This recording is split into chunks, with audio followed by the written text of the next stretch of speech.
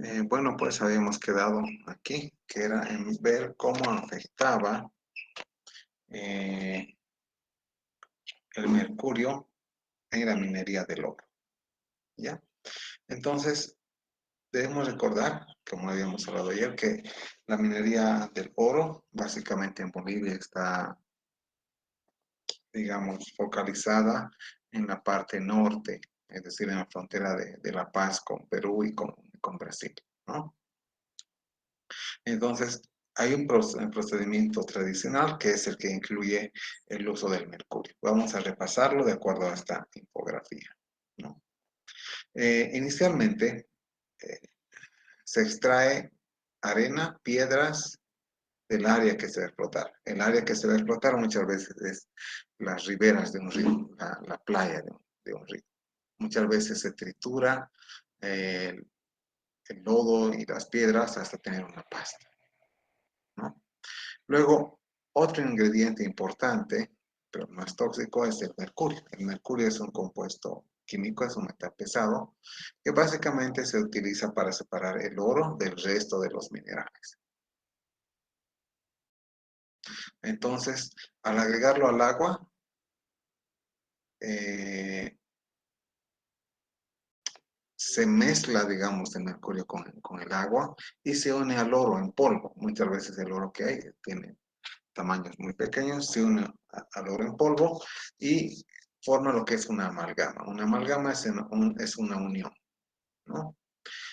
Entonces tenemos lo que es el agua, el barro, la arena, el mercurio y el oro, todo en un cierto volumen. Entonces lo que se hace posteriormente es calentar ese volumen para que se vaya evaporando el líquido, pero también se va evaporando el mercurio. A medida que se va evaporando el líquido, también se va el mercurio. Y ese es el primer paso del mercurio al medio ambiente, que se va prácticamente al, al aire cuando se calienta. Pero también cuando se saca el agua con, con lodo, el mercurio también parte, vuelve al río, ¿no? Entonces, de todo el mercurio que se coloca, el 10% se une al oro. El 90% vuelve muchas veces, ya sea como vapor o vuelve como líquido y vuelve arriba. Ahora, cuando el mercurio vuelve al agua,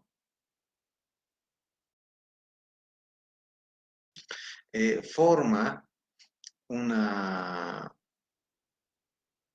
o sea, forma otra forma de mercurio llamado metilmercurio. Es decir, el metilmercurio es una forma del mercurio, pero cuando está en materia orgánica. ¿Cómo se absorbe en materia orgánica? Cuando las bacterias o microorganismos absorben parte del mercurio.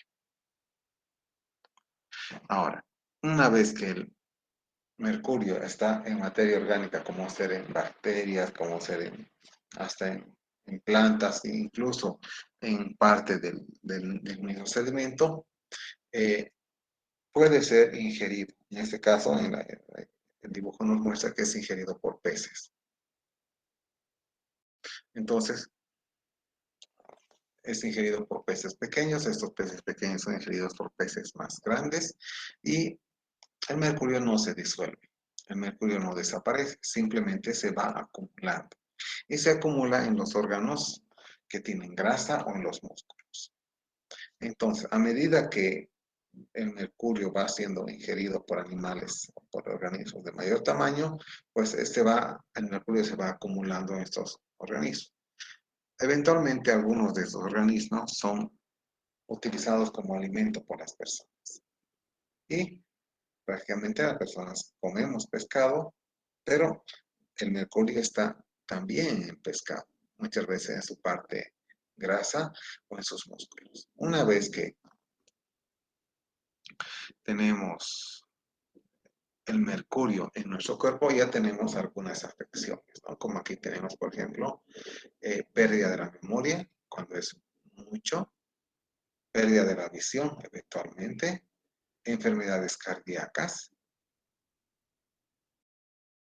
problemas de fertilidad en el hombre y problemas de muerte de los fetos en las mujeres, y también afectaciones a la capacidad de movimiento en pies y manos, ¿no?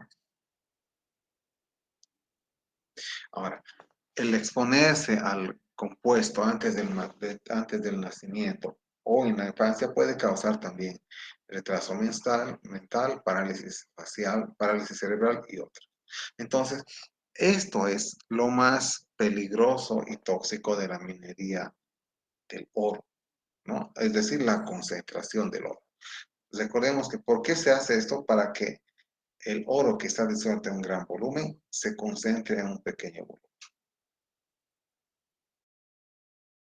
Ahora, vamos a continuar hablando de contaminación y vamos a hablar de contaminación industrial, ¿no? La contaminación industrial afecta principalmente a ríos, sin embargo también afecta al suelo, también afecta al aire en nuestro país. Aquí tenemos el ejemplo de una empresa de papel que está lanzando colorantes al río, ¿no?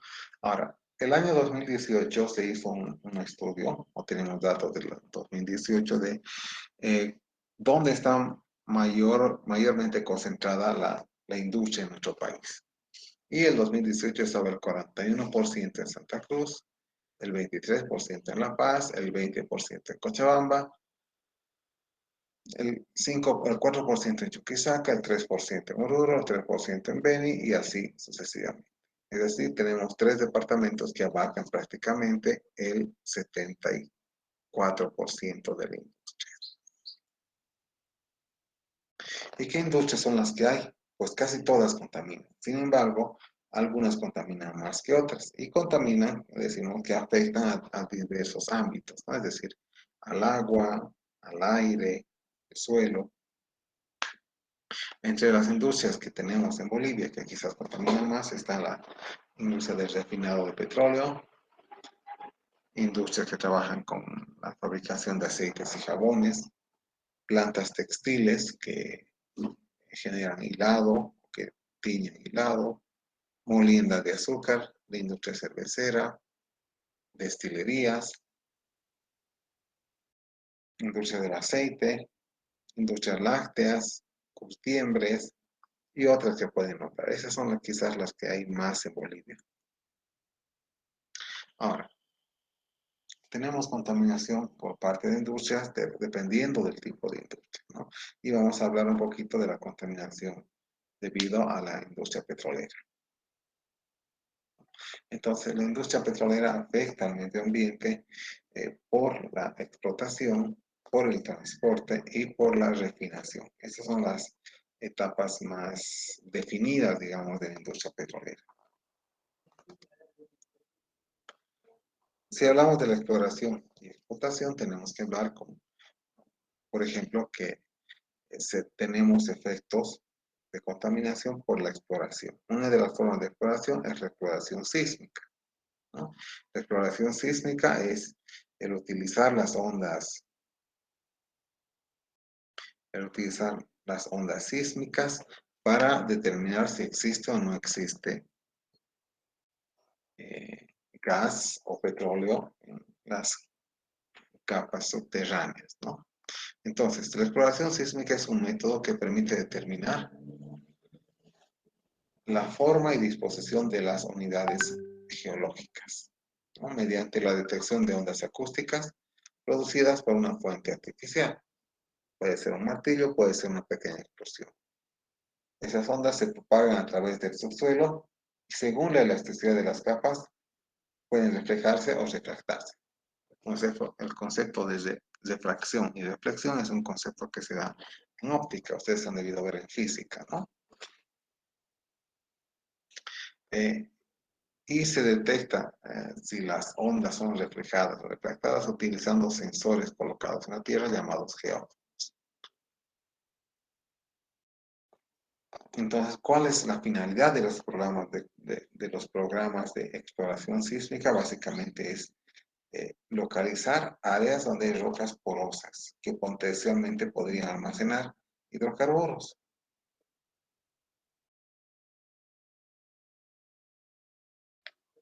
Y esto tiene que ver con la otra forma, digamos, de la exploración y explotación sísmica, es decir, la contaminación asociada a estos es la instalación y operación de campamentos y otras actividades específicas.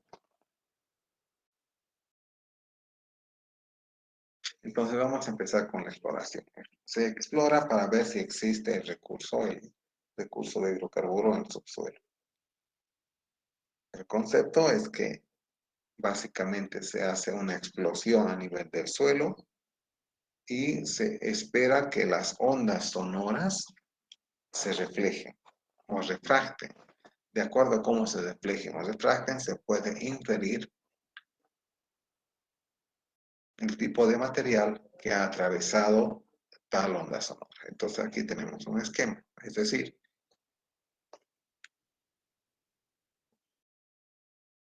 tenemos un punto de emisión del sonido, es decir, es un camión con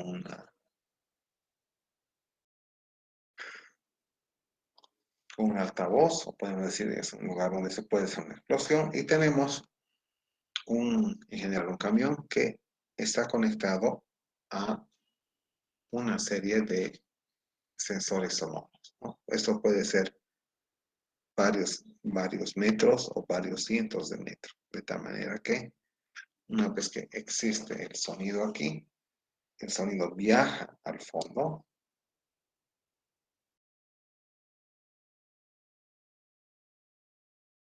y cuando llega a una cierta capa de terreno, una parte se refleja y otra parte se refracta.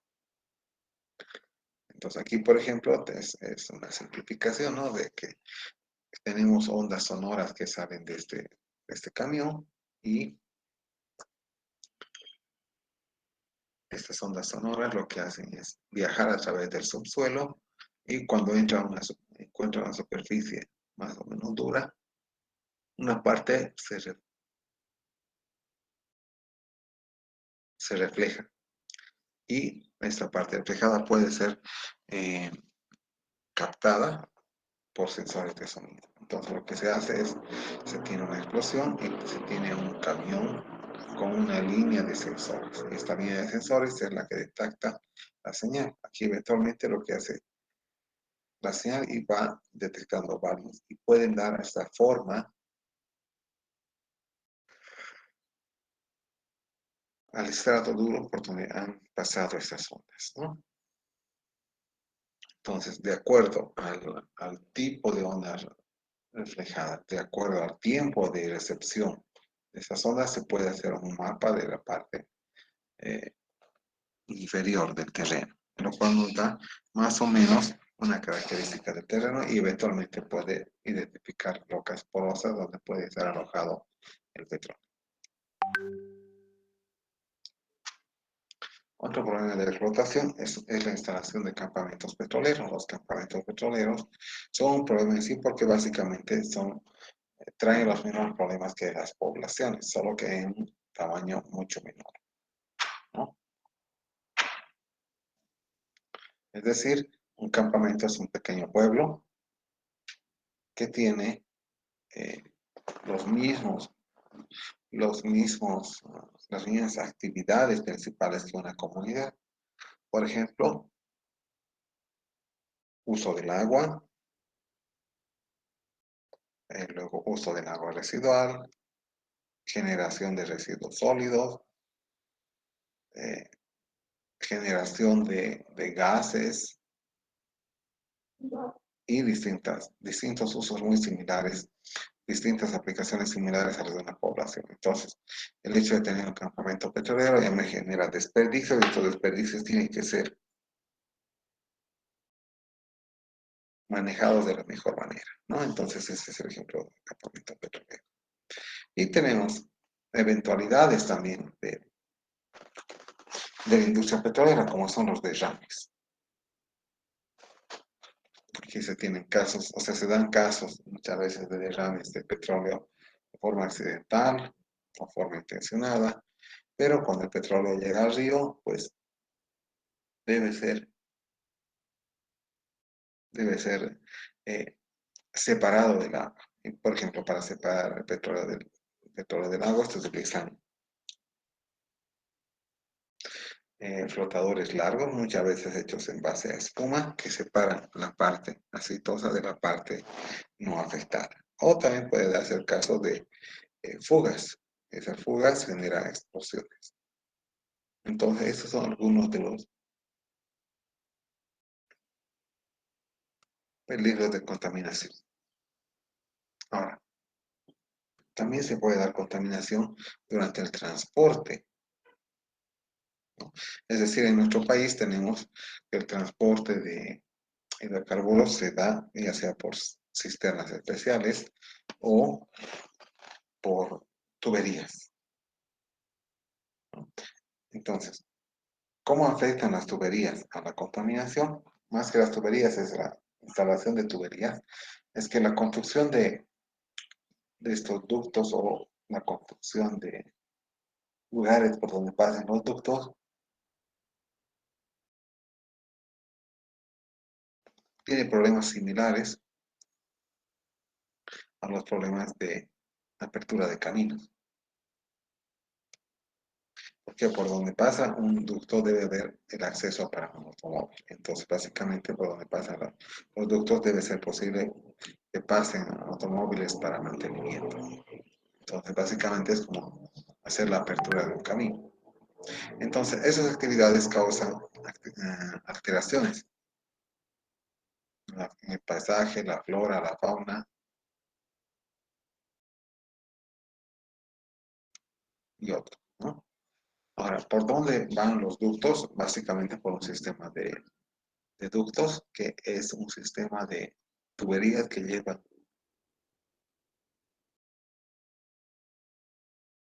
tuberías que transportan hidrocarburos a lo largo del país. En el año 2014 era esta más o menos la distribución de tubos, gasoductos en verde, oleoductos en rojo y poliductos en amarillo. Gasoductos son sistemas que llevan gas. Oleoductos son sistemas que llevan petróleo. Y poliductos son sistemas que llevan gas, petróleo o la mezcla de ambos. Ahora, cuando se tienen estos ductos, siempre debe haber mantenimiento de las cercanías, de tal manera que en caso extremo un vehículo puede entrar fácilmente a repararlo. Entonces se deben mantener despejadas las vías de los ductos.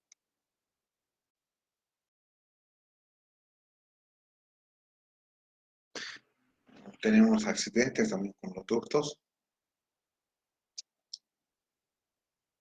que tienen que ver con eh, el choque, por ejemplo, de motorizados con los ductos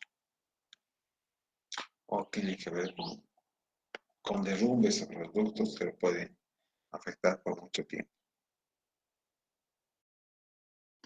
Ahora, también puede haber problemas ambientales durante el proceso de refinación de los hidrocarburos. Refinación es hacer que el hidrocarburo, digamos, en bruto sacado del terreno, pueda ser transformado en un compuesto útil a la sociedad, como ser gasolina, aceite. Entonces, para la refinación hay industrias llamadas refineras o refinerías, y existen varias en nuestro país. No existen tres, por lo menos. La refinería Gualberto Villarroel, que puede procesar hasta 39.000 barriles por día. Luego la refinería Guillermo Elder de Santa Cruz, que puede refinar hasta 24.000 barriles por día. Y la refinería Oro Negro,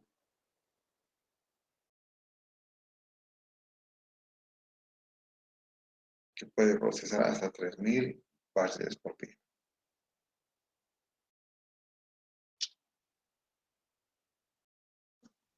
En Cochabamba, donde tenemos una refinería, más o menos en el kilómetro 10, casi frente a la Facultad de Agronomía.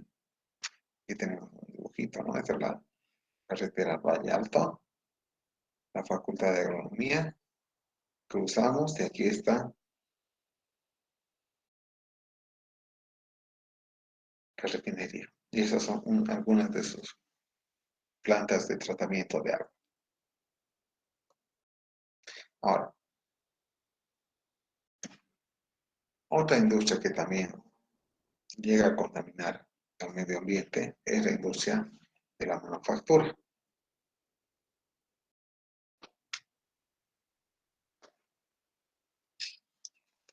Y vemos aquí más o menos la, el número de empresas en diciembre de 2019 que había, ¿no? Por departamento. En La Paz había 11.000, casi 11.200. En Santa Cruz había 10.800, en Cochabamba había 6.500, en Tarija había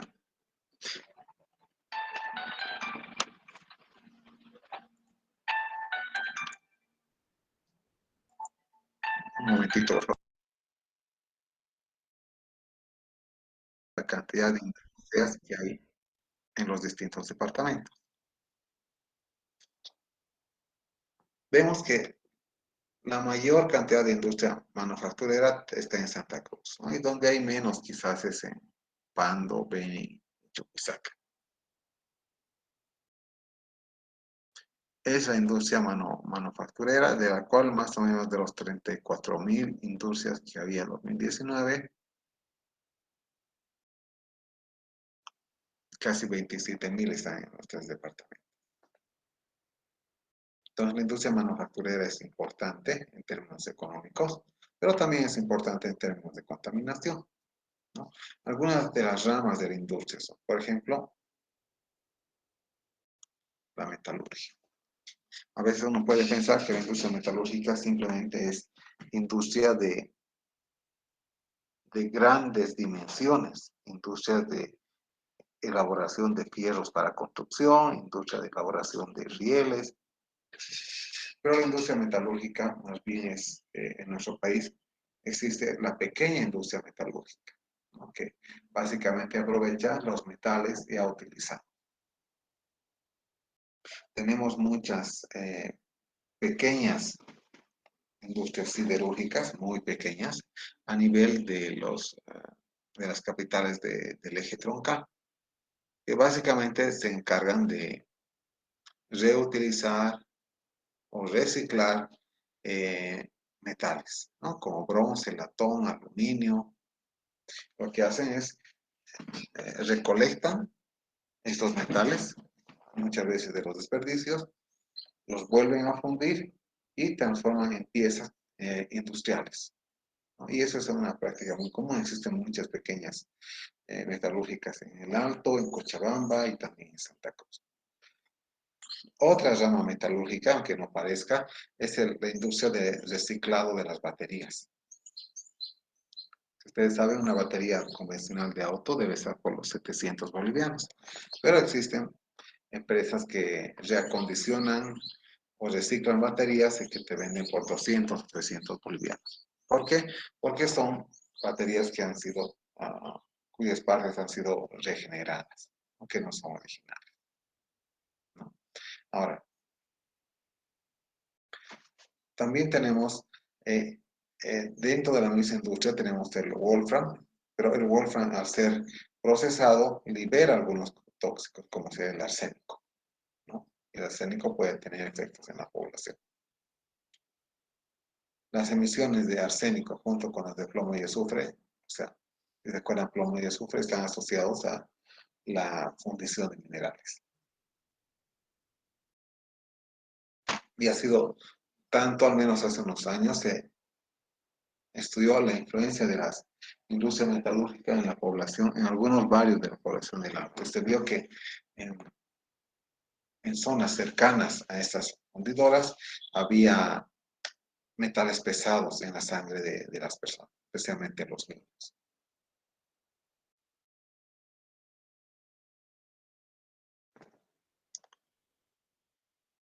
Otra industria que potencialmente es contaminante y también es una industria grande en nuestro país, es la industria del cemento. La industria del cemento lo que hace es básicamente triturar piedra caliza y calcinar. Al triturar, libera mucho polvo que tiene sílice. Y el sílice, como ya hemos hablado en la anterior clase, también puede dar silicosis. Y la silicosis es una afección a los pulmones muchas veces irreversible, ¿no?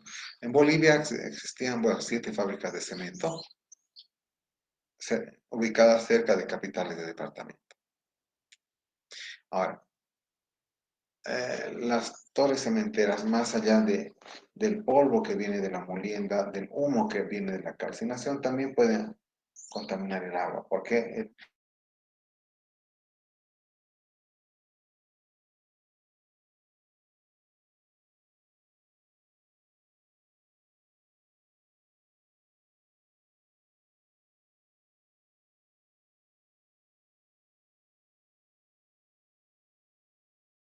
ya, vamos a hablar de lo que es contaminación atmosférica, ¿no? Contaminación atmosférica tiene que ver con, con polvo, pero también tiene que ver con ruido. ¿Ustedes cómo ven la contaminación atmosférica en nuestro país? Seguramente muchos de ustedes han ido a otros departamentos, ¿no? A La Paz, Cochabamba, a Santa Cruz, a Oruro. Si vemos con respecto a contaminación por polvo, ¿dónde han visto más contaminación? ¿En cuáles de esos departamentos?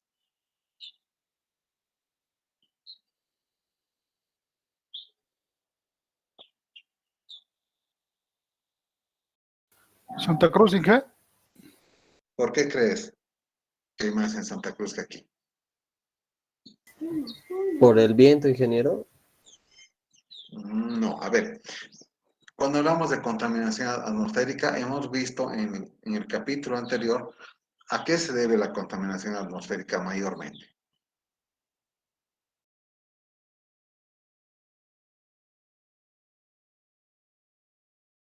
¿De dónde viene la contaminación atmosférica? En lo que hemos visto, o en su criterio de ustedes, a ver, digamos que no han repasado. De las empresas. Algunas empresas, pero ¿de qué cosa más? ¿De dónde más?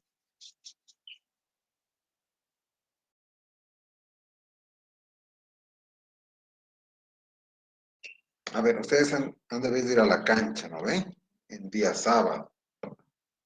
¿Qué cosa hay que afecta más? A ver, ¿qué cosa genera? ¿Qué cosa hay que creen que es contaminación atmosférica? El humo El humo, ¿de dónde viene?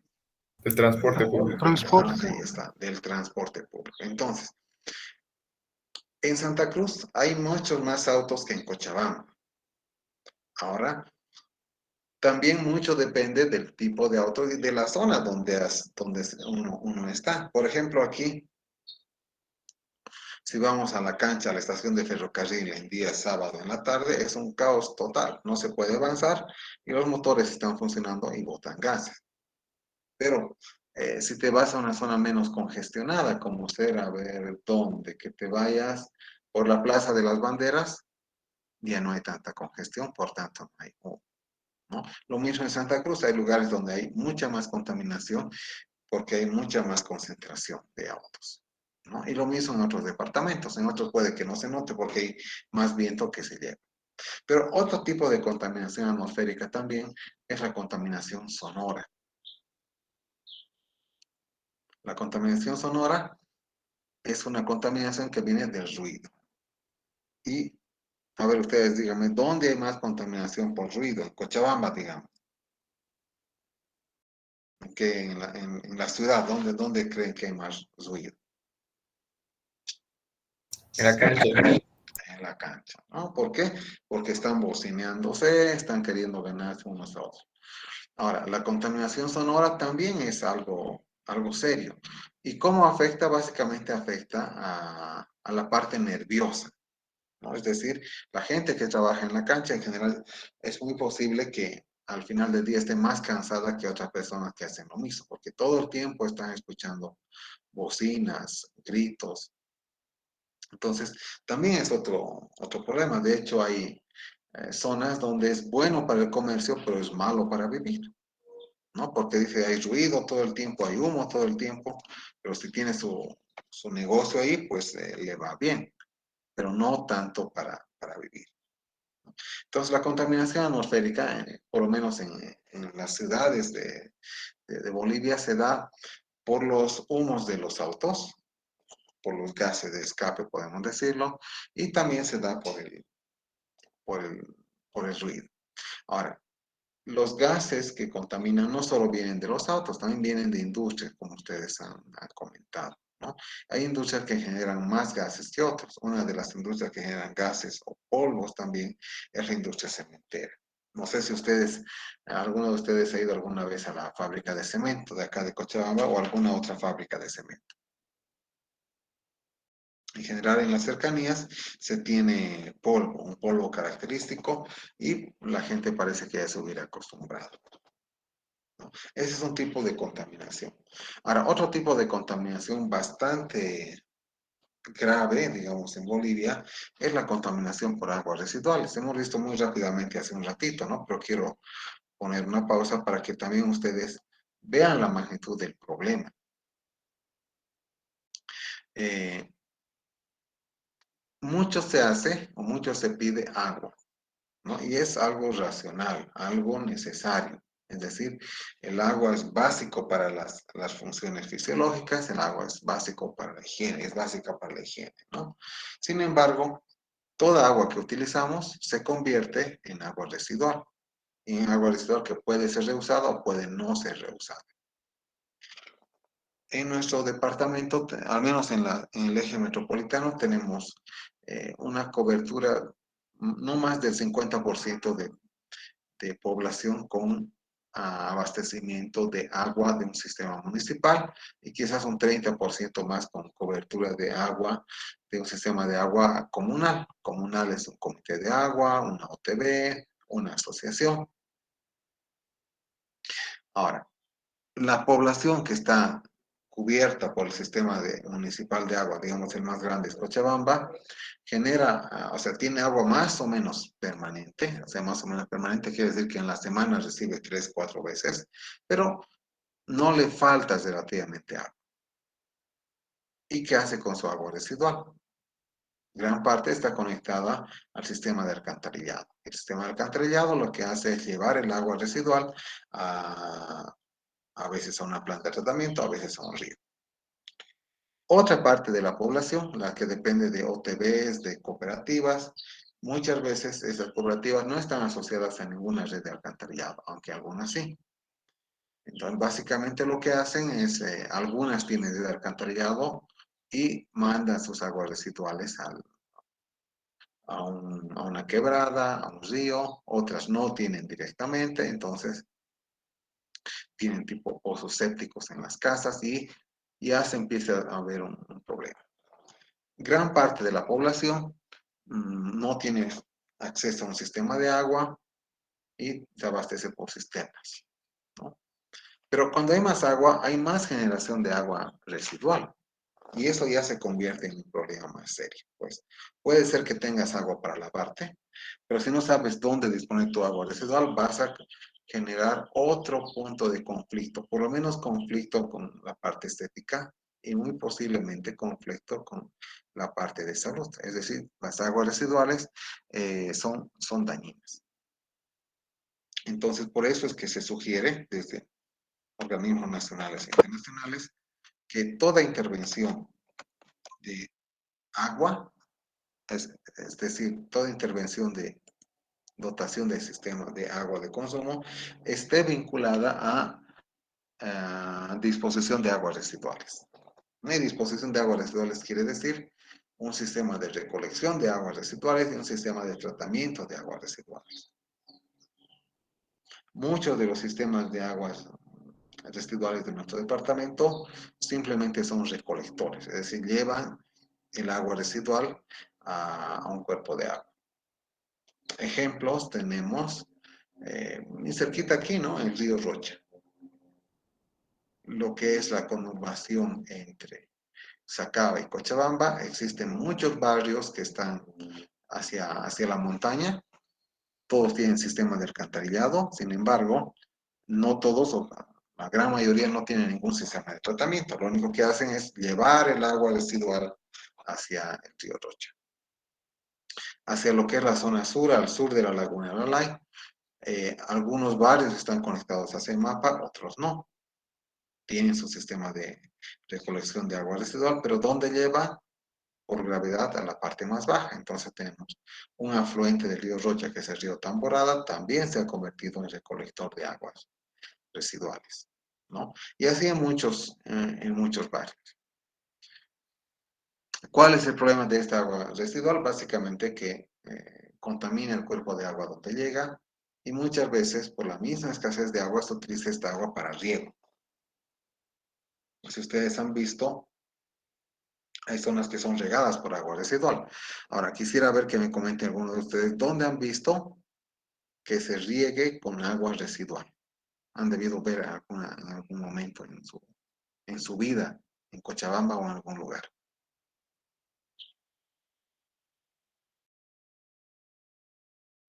O sea, agua residual tratada INGE o agua residual normal. Cualquiera. Con agua residual tratada riegan aquí en los jardines donde la universidad. El olor es distinto.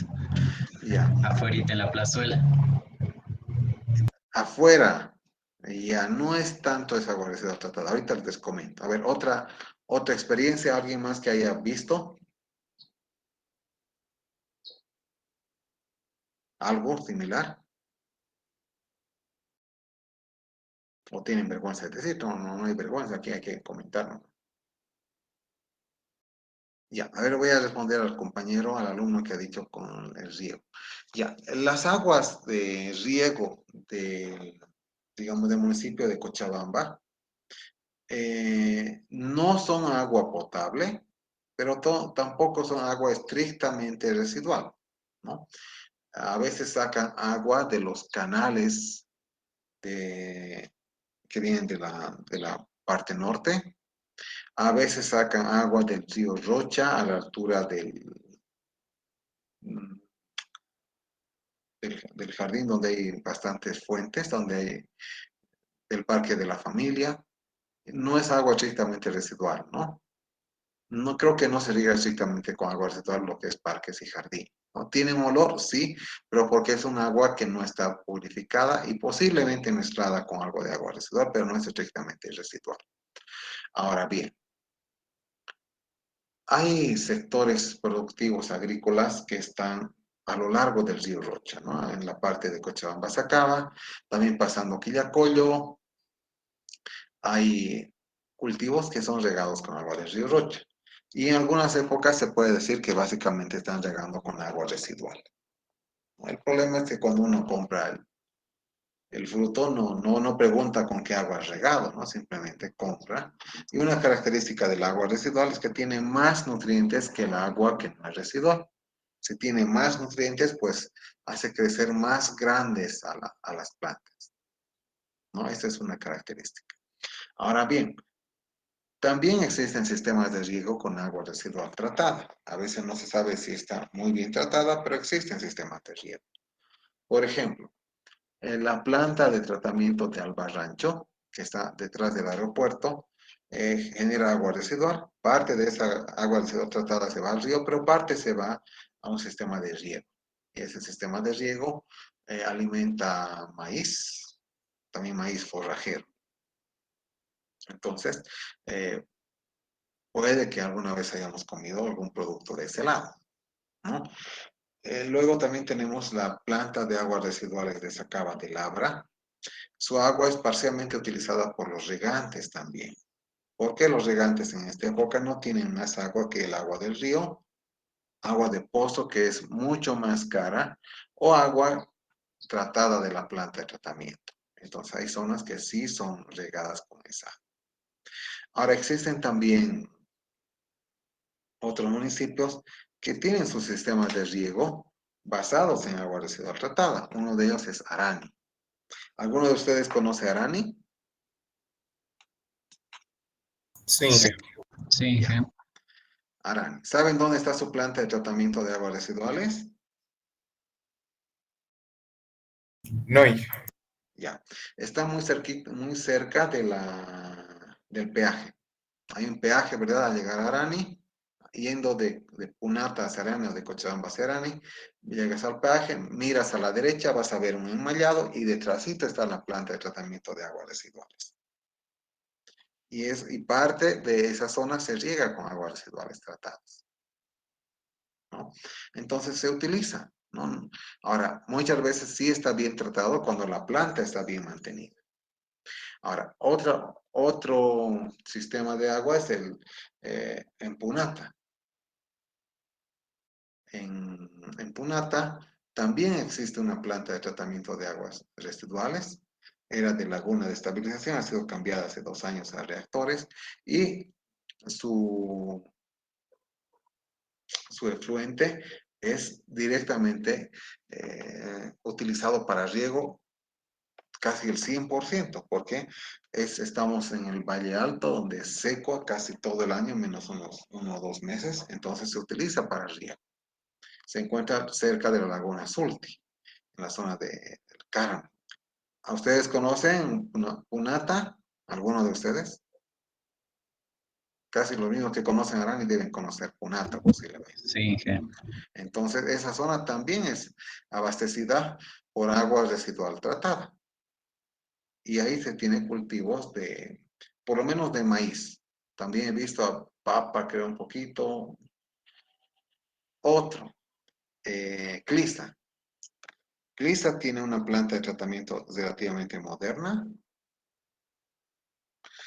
y que también ha generado un sistema de riego a partir de la planta de tratamiento. Alrededor de la planta de tratamiento existen también cultivos que dependen de agua residual tratada. Entonces, volviendo al tema general, ¿no? La falta de saneamiento es un problema, ¿no? Es un problema grande en Bolivia. Ahora, por la falta de saneamiento y también la falta de agua de riego. ¿Por qué falta agua para riego? Porque básicamente las fuentes convencionales se han secado por el cambio climático o porque se ha priorizado para poblaciones. Entonces, las zonas que tienen su vocación agrícola intentan mantenerlas. Entonces, utilizan el agua que pueden, ¿no? Y existe el reuso de agua residual, existe para riego, solo que no es muy conocido. Y eso nos lleva a que las plantas de tratamiento deben ser adecuadamente mantenidas y utilizadas porque a partir de ellas sale agua que prácticamente llega a nuestro alimento. Y si no lo hacemos, es grave. Ahora, por ahí muchos de ustedes no sabían, pero vamos a otro tema asociado a eso, a lo que es aguas residuales. Quizás ustedes conocen esas plantas de tratamiento, las de Clisa, de Punata, de Arani, de Colomi, de Aiquile, Tirá, que también tiene su planta de tratamiento. Pero ¿saben ustedes cuánto les cobran la Asociación de Agua por el tratamiento del agua residual?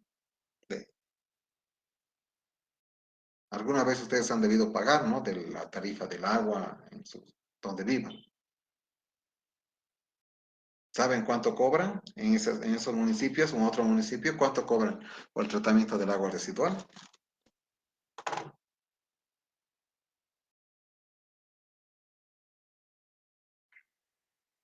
¿O alguna vez ustedes han debido pagar por el sistema de agua? ¿Dónde vivan? A ver, digamos, no sé, en cualquier lugar, alguna vez han debido ir a pagar por la factura del agua, ¿no ve? Ya sea aquí en Cochabamba. Y tienen que saber que casi todos los sistemas de agua, salvo, digamos, los que son cerca del centro de la ciudad, que depende de ese mapa, también se hacen cargo del sistema de alcantarillado. Pero, ¿qué porcentaje de su tarifa creen que va al agua residual y al alcantarillado?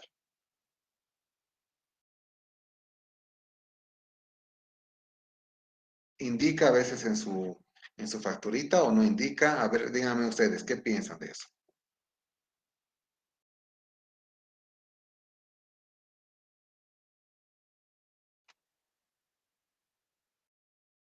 no piensan nada, que nunca han pagado del agua en su casa. Ingeniero, Sí, yo pago 2.50 por metro cúbico aquí en mi casa, zona sur aquí en Cochabamba. ya. Dice 2.50 por metro cúbico, ¿no? Es una asociación, una cooperativa debe ser. Sí, que es una cooperativa. Ya.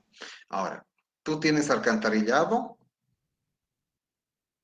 No, No, bueno, entonces, bueno, en tu lado no, entonces no afecta, digamos. 2.50, pero es barato además. 2.50 es relativamente barato por metro cúbico. Ya después cuando hagan el trabajo se van a sorprender. Otro que pague, a ver, otro que pague por agua y tengan alcantarillado también, ¿algún costo?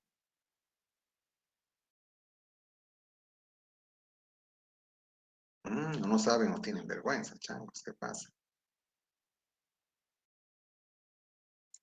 Ya, a ver, les voy a dar una idea. Más o menos, la mayoría de los barrios de Cochabamba que no dependen de ese mapa y tienen sistema de agua, también tienen sistema de alcantarillado. El problema es que la gente no quiere pagar por el alcantarillado. No, porque dicen, yo pago por el agua que tomo, a mí no me importa dónde va mi agua residual. Pero debería de importar. ¿Por qué? El agua residual que generamos, si va a un sistema de alcantarillado, va a dos lugares, a una planta de tratamiento o al río.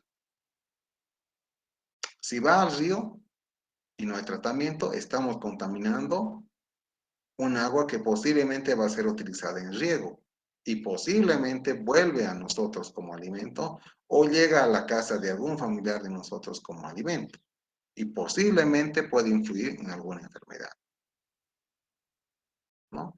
Ahora, si va a una planta de tratamiento de aguas residuales, implica que esa planta de tratamiento debe tener alguien que la mantenga. Una persona que esté trabajando ahí por lo menos 4 horas al día y que tenga que hacer algunas operaciones que impliquen dinero. Pueden estar electricidad, pueden necesitar palas, pueden necesitar de vez en cuando un carro cisterna para sacar los lodos y eso implica costos. El problema general es que no hay conciencia de la población que eso cuesta.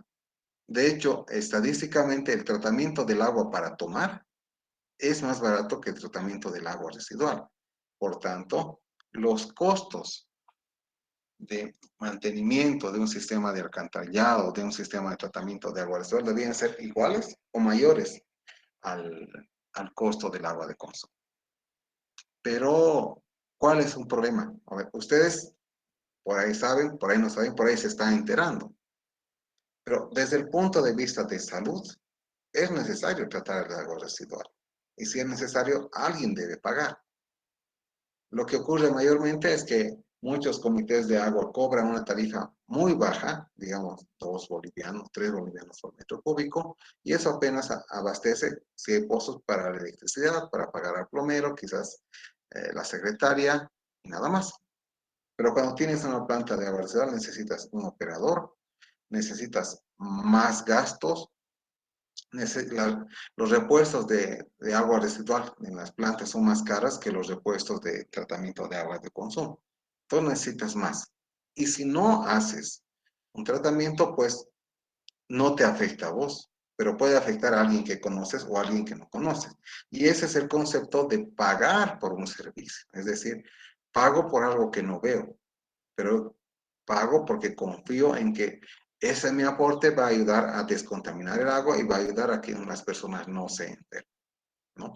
Entonces, una cosa que quiero hacer conciencia en ustedes es que el agua residual generada, no tratada, es un agua potencialmente dañina a la salud y dañina al medio ambiente. Y eso alguien lo tiene que solucionar y no va a ser el gobierno. O sea, el principio de funcionamiento de cualquier unidad de saneamiento es la sostenibilidad. Es decir, sostenibilidad quiere decir que puede durar a lo largo del tiempo. Es lo mismo que, digamos, ustedes se compran un auto y en el momento de comprarse el auto saben que la inversión no es solamente la compra. La inversión es que tienes que cambiar aceite cada cierto tiempo, tendrás que cambiar llantas cada cierto tiempo, tendrás que poner gasolina cada semana, tendrás que hacer alguna reparación cada cierto tiempo y ese es tu costo de mantenimiento y eso es permanente. Y ese concepto muchas veces no se lo quiere apropiar a lo que son instalaciones de saneamiento como plantas de tratamiento de agua residual. Muchas veces dicen, el gobierno ha construido, eso es suficiente, nos ha donado, me han pedido un extra de $200 y eso es la única vez que voy a pagar, después no quiero saber más. Pero toda instalación de saneamiento como una planta de tratamiento necesita operación y mantenimiento permanente y eso implica costo permanente. Obviamente, la tarifa va a ser mayor cuando tengas un sistema de agua residual que cuando no tengas un sistema de agua residual. Pero eso se tiene que entender en la dimensión de salud y beneficio a las personas y al medio ambiente. Entonces, lo que yo quiero es que ustedes, a partir de esta pequeña discusión, piensen un poquito en eso, ¿no? Y van a ver que a lo largo de su vida futura profesional también va a ser importante, porque posiblemente algunos cuando trabajen van a estar relacionados con sistemas de agua, con sistemas de alcantarillado, y cuando les digan cuánto va a costar el mantenimiento, tienen que saber qué implica el mantenimiento, y ese costo del mantenimiento, ¿quién lo tiene que pagar? Los usuarios. No lo va a pagar mensualmente el gobierno, no lo va a pagar mensualmente la alcaldía, porque si no, deja de haber la responsabilidad. La responsabilidad es decir, yo siento que ese sistema es mío y tengo que pagar por él. En cambio, otros dicen, no, eso ha dado la alcaldía, que ellos se hagan cargo. Pero cuando la alcaldía puede gastar en otras cosas que son como salud y educación. Entonces, yo quiero hacer esa reflexión con respecto a agua y saneamiento al final de esta parte, ¿no? Podemos hacer la misma reflexión para metales, podemos hacer la misma reflexión para pesticidas, pero digamos agua y saneamiento es algo que toca a casi todos. Y lo que tenemos que saber es que cuidar el medio ambiente cuesta. Cuesta trabajo, cuesta dinero. Y tenemos que saber eso. No es simplemente tener un eslogan de que yo cuido el medio ambiente. ¿Ya? Entonces, con esta reflexión, no sé si tiene algún comentario, vamos a terminar la clase.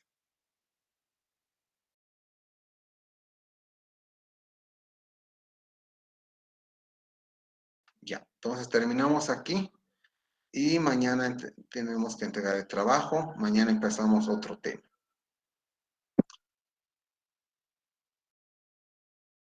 Ah, si te piden sí, lo que pasa es que no me da tiempo para ver. Yo voy a colocar mañana los videos, los videos mañana en la tarde. Grabo los 3 y el último día los subo. No los subo inmediatamente, pero si ves en la plataforma, tengo clases grabadas del anterior semestre también, ahí puedes ver lo que hemos avanzado. ¿Ya? Pero de esta clase lo voy a colocar el sábado.